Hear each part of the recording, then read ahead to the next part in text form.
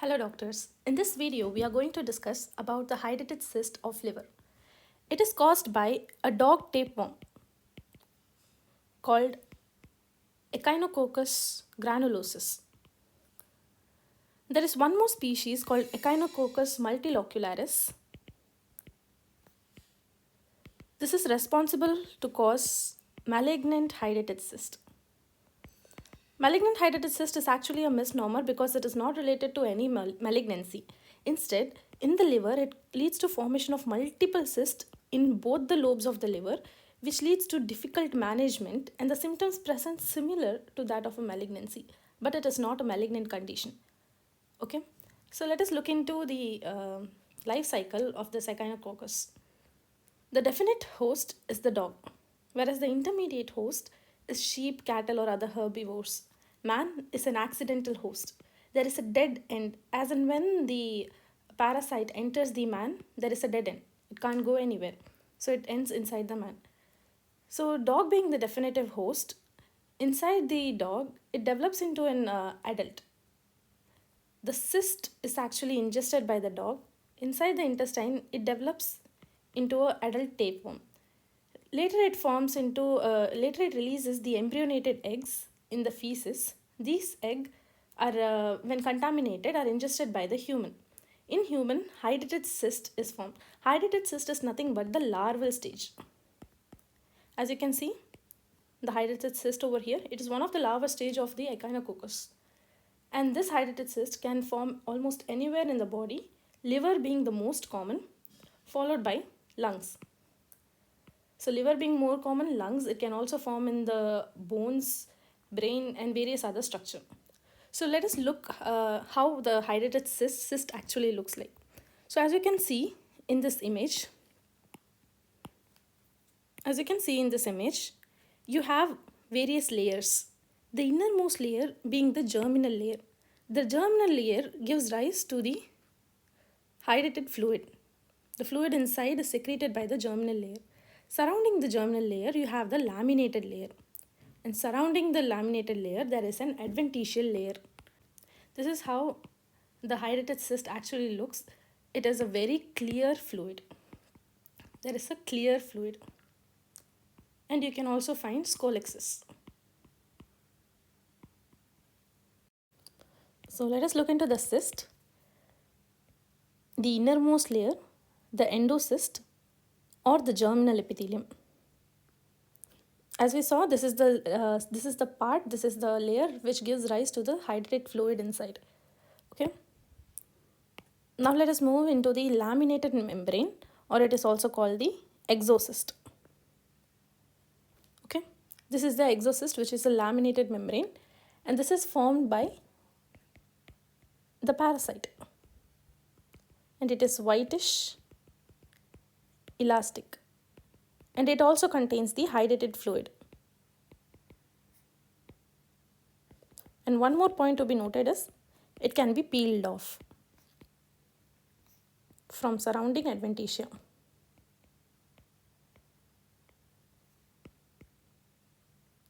And the last layer, which is the adventitia or the pericyst.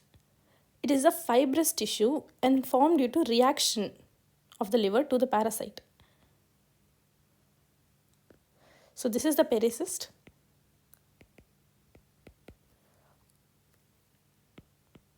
Or the adventitia.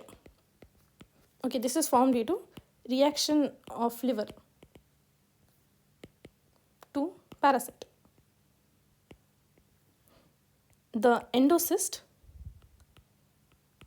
is a living cyst.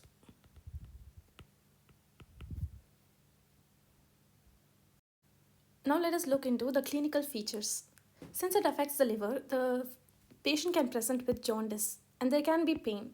The patient can present with hepatomegaly since the cyst is enlarging. And in the liver, you can also find something called as hydatid thrill, which you can find out by the 3-finger test.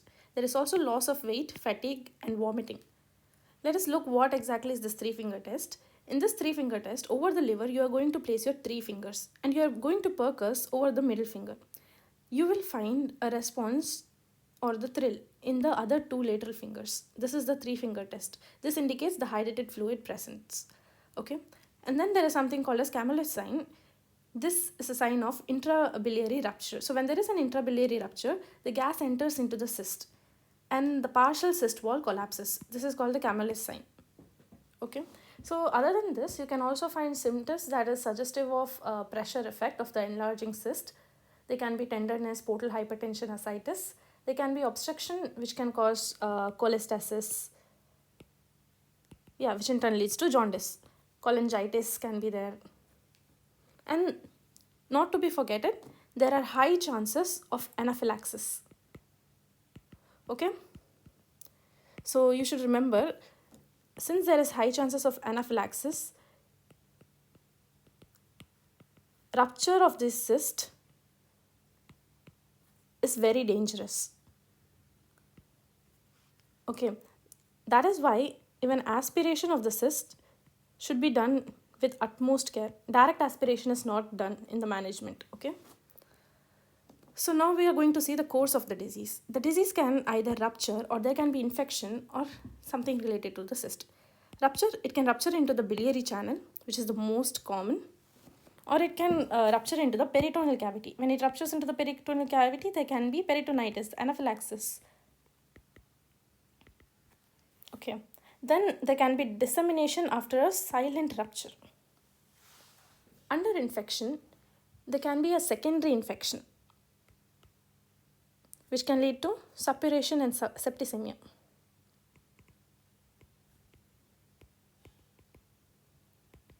And the cyst can undergo calcification, it can enlarge and cause obstructive symptoms, and there can be secondary cyst.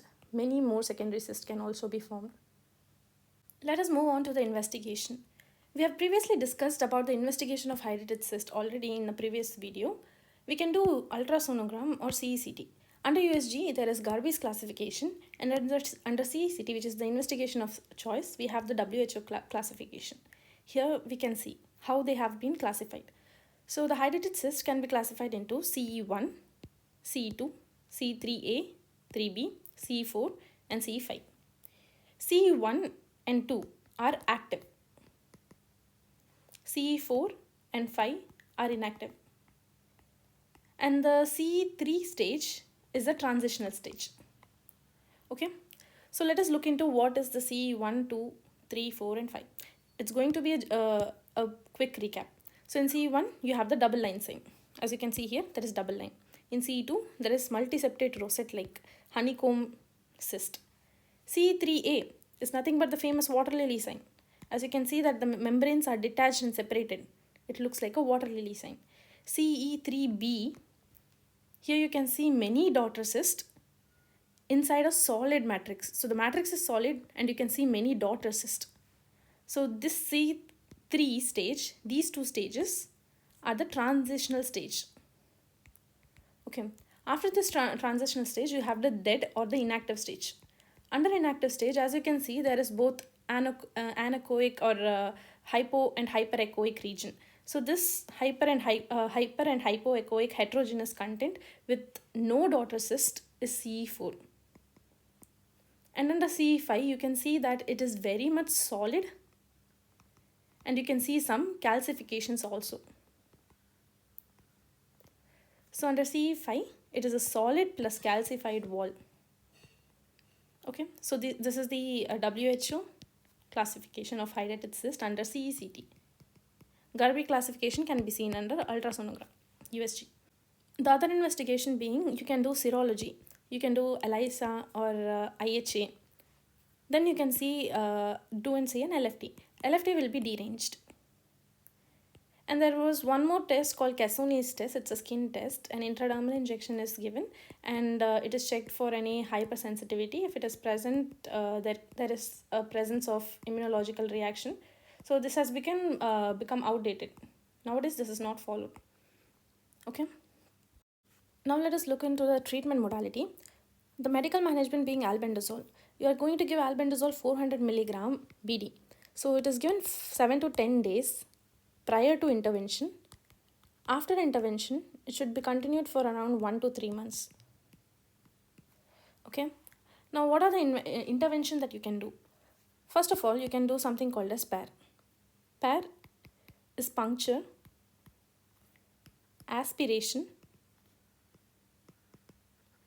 injection, and reaspiration. As you can see here, under ultrasound guidance and CT guidance, on application of local anesthesia, we are going to puncture the cyst. Once we have punctured, we are going to aspirate the cyst. The cyst fluid is being aspirated. After aspiration, we are going to inject a scolicidal agent. Okay, simple aspiration, as already told, can lead to anaphylaxis and various other complications. So we have to inject a scolicidal agent. So the scolicidal agent can be a hypertonic saline, ethanol, absolute alcohol, cetrimide solution, or a mebendazole solution. Okay, after injection of the scolicide, we are going to wait for around 20 minutes. And after 20 minutes, we are going to reaspirate the fluid. This is called the PAR. Okay, at times we can also, after reaspiration, we can also do a drainage procedure. We can keep a catheter and drain it. So this is called PAR-D. Okay, so what are the contraindication for PAR procedure? First of all, if it is a dead or calcified cyst, when it is very deeply situated, deep-seated cyst, you are not going to do PAR. When it is a multiseptate cyst, okay, when it is multiloculated, a honeycomb appearance, it will be very difficult to do a PAR procedure. Instead, you can simply go for a surgical procedure. Okay, when there is any cystobiliary communication, you have to go proceed it surgically.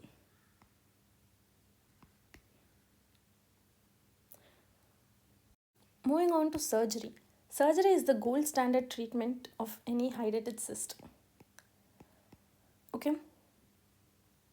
So under surgery, what you're going to do is you're going to open the abdomen. Once you have opened the abdomen, you're going to see the peritoneal cavity and pack the peritoneal cavity with mops. You're going to pack the abdomen with mops. The mops should be stained with betadine. So when it is stained with betadine, it appears something brown in color. So the background will be a brown colored background. So this is helpful to find if any of the cyst spills into the background. So if any of the cyst spills into the background, you can pick up this cyst and keep it separately. Okay, so this is very important so that you don't leave behind any cyst. Once you pick up all the cyst, the fluid from the cyst is aspirated. So you're aspirating the fluid and then you are injecting a hypertonic solution or a scolicidal agent. It is similar to PAR procedure. Okay, you're injecting a scolicidal agent, you're waiting for 20 minutes for effective scolicidal effect and then you are removing it. Okay, one more important thing is you have to detect any cystobiliary communication. So how we are going to do? So you have opened up a cyst. So let us say this was a cyst. So you have opened this cyst. Now you are going to put a mop inside it, a non-stained wet mop inside it. Okay, now you are going to compress the gallbladder. So when you are pressing the gallbladder, if there is any communication, any cystobiliary communication, then the bile might leak, and when you see this mop again, you will see that the mop will be stained. This mop will have bile stains. So if it is positive, then you can say that there is cystobiliary communication. In case there is cystobiliary communication, you have to treat the cystobiliary communication also. You have to manage it before doing a cystectomy. There is also some other procedure called capitonage, in which you are going to do a spiral closure after cyst removal. So you have removed the cyst by cystectomy and then you are going to do a spiral closure, that is capitonage. So these are the open approaches that you can do. You can do a total cystectomy. There is also partial cystectomy. And you can also rarely do hepatic resection. But whenever there is a cystobiliary communication, you can either do a direct suture and occlude the pathway, or you can do something called as the Perdomo procedure. Under Perdomo procedure, you are going to provide the cystobiliary disconnection anatomically. So basically you are going to divert the drainage pathway. So you are going to divert the drainage pathway.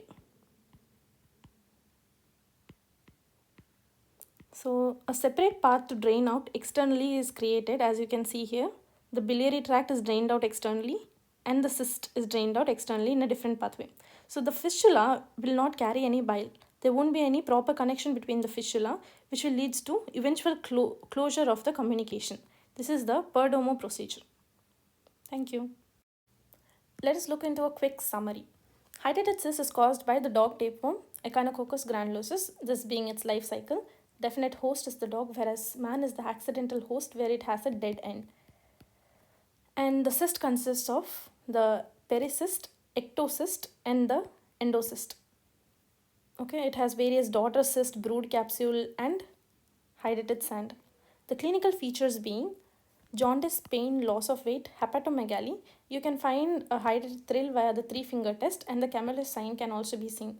Whenever there is a rupture into the peritoneum, there is high chance of anaphylaxis.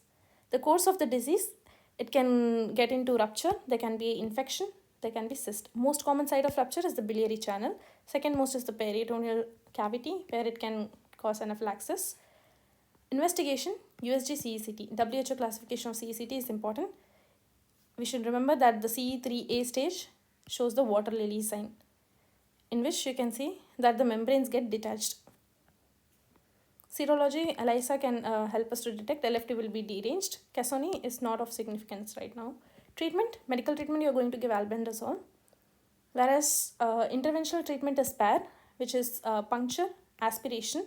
You are going to puncture it, aspirate the fluid present, aspirate the cyst. You are going to inject the scolicidal agent, which is hypertonic saline, ethanol, absolute alcohol.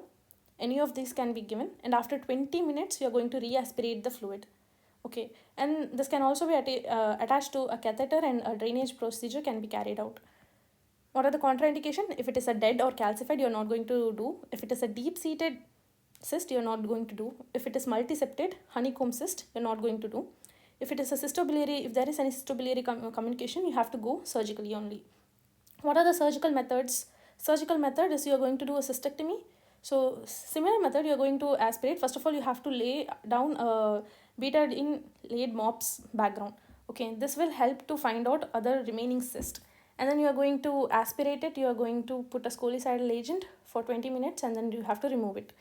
Followed by that, you have to detect any cystobiliary communication. How you're going to detect? You're going to put a mop, a gauze pad, and then you are going to squeeze the gallbladder and find if look if there is any staining of the gauze pad. If it is positive, there is cystobiliary communication. You have to treat it. There is another method called capitonage, where you can do cystectomy and then spiral closure of the leftover liver. So these are the approaches that you can do. You can do a total cystectomy. You can aspire, and then cyst is excised. And there can also be hepatic. You can also do hepatic resection, which is very rare. And as I said, the cystobiliary communication can be obliterated by a direct suture or the Perdomo procedure. Thank you.